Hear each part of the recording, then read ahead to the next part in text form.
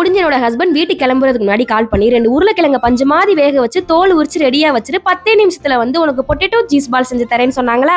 அவ்வளவுதான். இந்த மாதிரி ஏதாவது சூப்பரா நமக்கு செஞ்சு கொடுக்குறேன்னு சொல்லிட்டாலே எனக்கு கையை ஓடாது காலு ஓடாது. அதோட அப்படியே கடகடன் 2 உருளைக்கிழங்க வேக வச்சுட்டு வாசலே பார்த்து உட்கார்ந்திருந்தேன். எப்போதான் வருவீங்க பொட்டேட்டோ சீஸ் பால் செஞ்சு கொடுக்கன்னு அப்படியே பாட்டு பாடிக்கிட்டு உட்கார்ந்திருந்தேன். சார் வீட்டுக்குள்ள வந்தோடனே அப்படியே 1000 வாட்ஸ் பல்ப் மாதிரி என்னோட ஃபேஸ் பிரைட் ஆயிருச்சு. வந்த உடனே ரெஃப்ரெஷ் ஆயிட்டு அப்படியே கிச்சனுக்குள்ள போயிட்டு 2x ஸ்பீட்ல தான் எல்லா வேலையும் போயிட்டு இருந்தது. வேக வச்சிருக்க உருளைக்கிழங்கு எல்லாம் மேஷ் பண்ணிட்டு இது கூட சின்னதா கட் பண்ண பூண்டு, பெரிய வெங்காயம், கொத்தமல்லி, இதுக்கு தேவையான உப்பு, அப்புறம் நம்ம டேஸ்ட்டுக்கு ஏத்த மாதிரி மசாலா எல்லாம் சேர்த்து நல்லா மிக்ஸ் பண்ணிக்கணும். அப்புறம் பிரெட் நல்லா பொடி பண்ணிட்டு அது கூட அரைச்ச கார்ன்ஃபிளேக்ஸ் சேர்த்து நல்லா மிக்ஸ் பண்ணி வச்சுக்கணும். கூடவே கொஞ்சமா தண்ணி எடுத்து அதை கார்ன்ஃபிளவர் சேர்த்து நல்லா மிக்ஸ் பண்ணி வச்சுக்கணும். அவ்வளவுதான். இப்போ நம்ம மிக்ஸ் பண்ணி வச்சிருக்க பொட்டேட்டோ எடுத்து நல்லா ரவுண்ட் ஷேப்க்கு தட்டிட்டு அதுக்கு நடுவுல நம்ம சீஸ் எடுத்து வச்சுக்கணும். அதை நல்லா ரவுண்ட் பண்ணிட்டு இப்போ நம்ம ரெடி பண்ணி வச்சிருக்க கார்ன்ஃபிளவரை நல்லா முக்கி எடுத்துக்கணும். லாஸ்டா பொடி பண்ணி வச்சிருக்க பிரெட்ல எல்லா சைடும் நல்லா ஸ்ப்ரெட் ஆகிற மாதிரி பரட்டி எடுத்துட்டு சூடான எண்ணெயில போட்டு எடுத்தா சூப்பரான சீஸ் பால் ரெடி. பார்க்கவே நல்ல பெர்ஃபெக்ட்டா டேஸ்டும் செம சூப்பரா வந்திருந்தது. பை.